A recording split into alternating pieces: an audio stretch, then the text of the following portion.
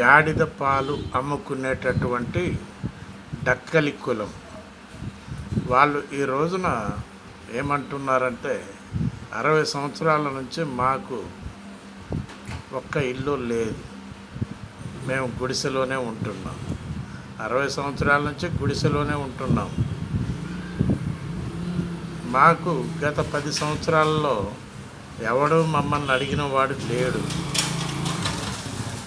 కానీ రేవంత్ రెడ్డి గారు వచ్చినటువంటి ఈ షార్ట్ పీరియడ్లో మాకు ఇందిరమ్మ ఇల్లు దొరికింది, చాలా సంతోషంగా ఉన్నది అని అంటున్నటువంటి ఈ డక్కలి కులం, గాడిద పాలు అమ్ముకునేవాళ్ళు, ఇలాంటి వాళ్లకు అసలైనటువంటి న్యాయం జరగాలి అని మా యొక్క వార్తా విశ్లేషణ కార్యక్రమం తెలియజేస్తుంది. తెలంగాణ ప్రజానీకానికి, ప్రభుత్వానికి ఎమ్మెల్యేలు ఈ విధంగా పనిచేయాలి. కాంగ్రెస్ కార్యకర్తలు ఇలాంటి వాళ్లను చూసి వాళ్ళను గుర్తించి ఇందిరమ్మ ఇల్లు ఇవ్వాలి. ఇది కాంగ్రెస్ కార్యకర్తల పని. ఇందిరమ్మ ఇల్లు దొరకలేదు అంటే కాంగ్రెస్ కార్యకర్తలు సరిగ్గా పని చేయట్లేదు అని అర్థం.